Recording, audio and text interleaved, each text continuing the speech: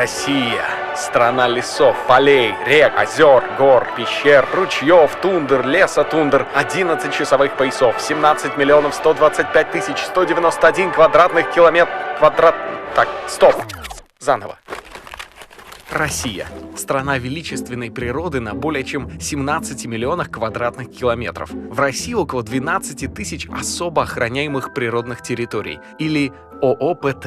Ежегодно их посещают 11 миллионов туристов со всего мира. В таких местах душа радуется, сердце пускается в благоговейный пляс, мысли очищаются и жить становится легче. Если относиться к посещению ООПТ спустя рукава, мы можем их лишиться. Так себе перспектива. Поэтому важно соблюдать принципы экотуризма, ведь экотуризм — это не просто посещение заповедника или национального парка, а ответственное пребывание на любой природной территории. Знакомьтесь, это Женя. Он собирается в путешествие на Байкал. Женя соблюдает принципы ответственного туризма. Женя планирует свое путешествие заранее. Он отправляется в Забайкальский национальный парк. На сайте парка он подобрал живописный маршрут, который займет всего 2 дня. Он изучил правила посещения и узнал, что разводить открытый огонь можно в специально отведенных для этого местах, но Женя воспользуется газовой горелкой для меньшего воздействия на окружающую среду. Еще он посмотрел социальные сети парка и отметил на карте красивые места для фото, ну и, конечно же, он проверил прогноз погоды на время своей поездки. В правилах парка Женя прочитал про раздельный сбор отходов и учет при подготовке. Он взял с собой минимум еды и использовал многоразовую упаковку, чтобы не выбрасывать мусор на природе, ведь упаковка — это 42% всех отходов в мусорных контейнерах национального парка. Вместо одноразовой бутылки Женя возьмет с собой многоразовую, которую будет пополнять в пути. Еще у него есть прекрасный компактный набор походной посуды, чтобы не использовать одноразовую. Еще Женя возьмет с собой в путешествие рюкзак, пакеты для отходов, газовую горелку, сменную одежду, 2 пары теплых носков, книжку, телефон с камерой, документы, распечатанную карту местности, фонарик, спальный мешок, походный матрас, палатку, соль, перец, спички, гигиенический набор и аптечку. Женя доволен. Он подумал обо всем заранее и теперь сможет просто наслаждаться походом. В конце концов, национальные парки — это музеи природы. Пока вы там, созерцайте и отдыхайте. Ну что, пришло время отправиться в путешествие? Вот он уже на входе в парк.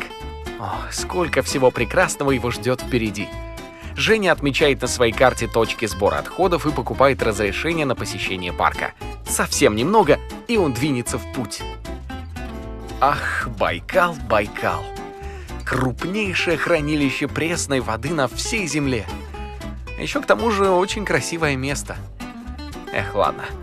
Вернемся к Жене.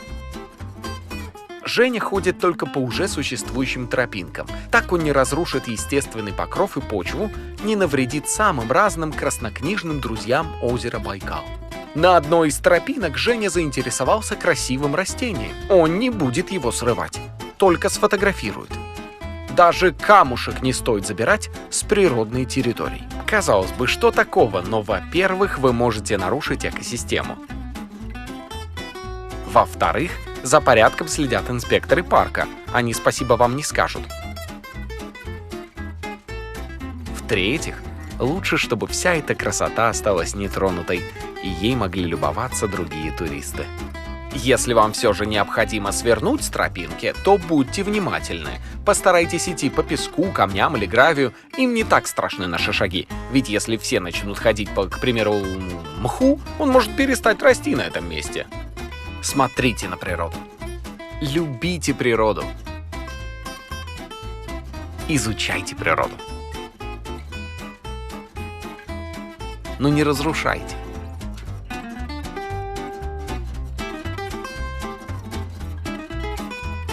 Помимо цветочков, корешков и лишайников, в лесу есть и другие обитатели.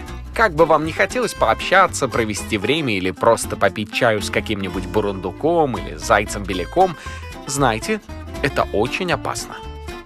Это опасно. Более того, это опасно не только для вас, но и для самого дикого животного. Это опасно и для меня тоже.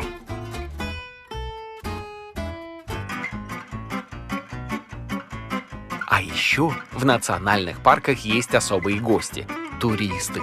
Наслаждаясь прогулкой, Женя старается не мешать другим посетителям, чтобы не нарушать их единение с природой. Он не шумит, а увидев туристов, старается не беспокоить их. Если вы встретите пеших туристов на склоне, то знайте, по общепринятым правилам нужно пропустить того, кто поднимается. Уважайте других туристов, так каждый посетитель сможет насладиться отдыхом на природе.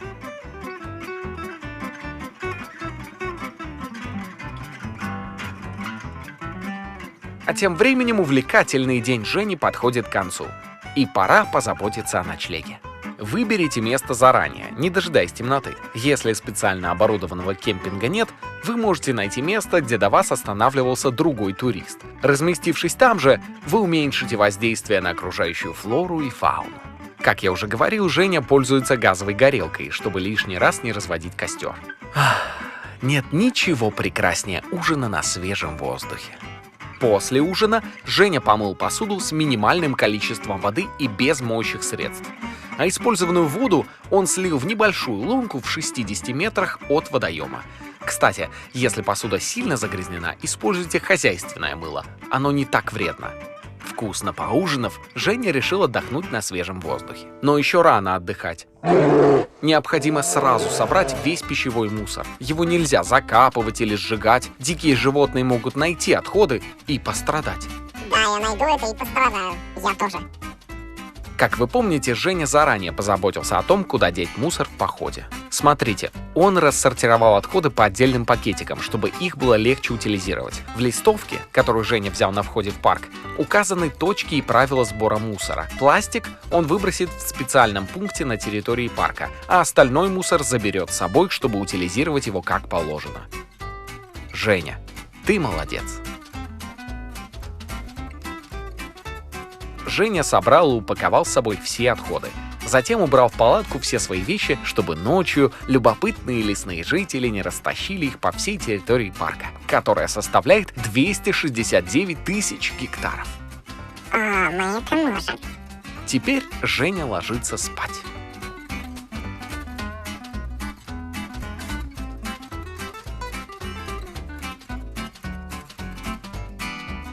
Посмотрев фантастические сны, навеянные свежим воздухом и чудесной природой, Женя просыпается на утро в бодром расположении духа.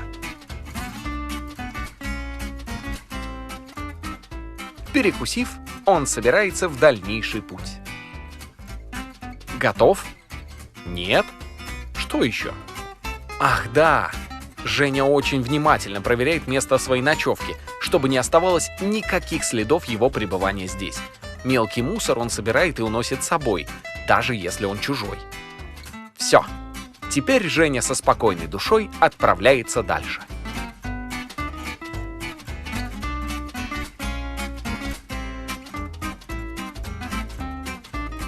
Увлекательное путешествие Жени подходит к концу. На выходе из парка он останавливается около пункта раздельного сбора мусора. Пластик он выкидывает здесь, а остальной мусор забирает с собой. Не выкидывайте съедобный мусор в бак для прочих отходов. Это опасно для диких животных. Мы следим за тобой. После двухдневного похода Женя отправляется домой. Давайте повторим основные принципы ответственного туризма. Первый принцип. Планируйте путешествие заранее.